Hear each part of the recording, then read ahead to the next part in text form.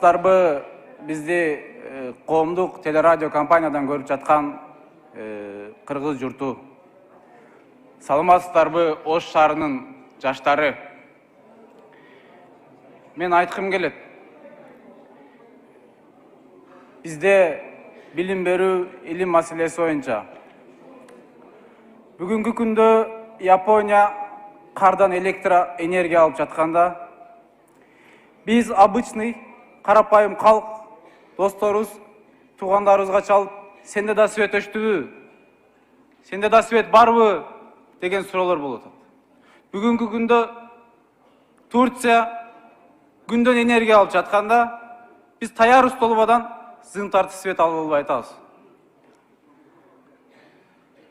Урматтуу кыргыз элим, урматтуу жаштар, мен карапайым элдин баласымын.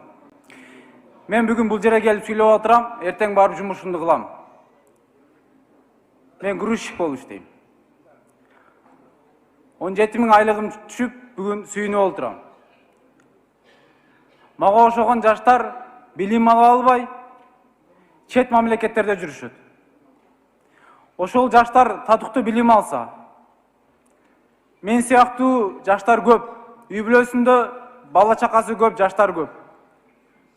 Менин ата-энемдин 6 баласы бар, апам Батыр эне. Чоң байкем студент болуп, кийинки эжем студент болуп, 3-чү баласы мени окутай албай калышты. Сунушум билим берүү маселесинде көп балалуу үй бүлөлөргө жардам берүү. Мамлекет тарабынан болобу, кандайдыр бир долбоорлор аркагында болобу, билбейм, жардам берүү.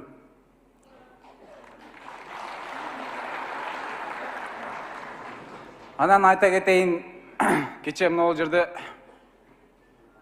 Баткендик аксакал чыгып сүйлөдү. Мен ал кишини чыкканда эле сүйлөдүм. Жалил деген аксакал бул жерде отурса керек. Ал аксакал сүйлөгөндөн кийин мен өзүмдүн проблемаларымды айта албай да калдым.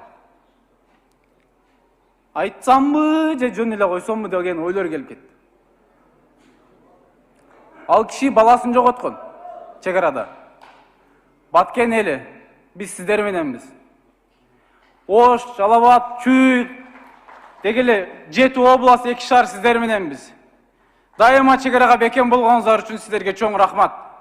Анан кийин Ош областынын Кара Суу районунун Кататалдык айыл өкмөтүнүн жалпы айылдардын проблемаларын көйгөйлөрүн мен кагаз түрүнө жеткирдим. Ошол көйгөйлөрдү чечип берүүсүн суранам. Рахмат чоң. Баракалла, рахмат. Анда эмесе Ак Суу району Алыбаев Талантбек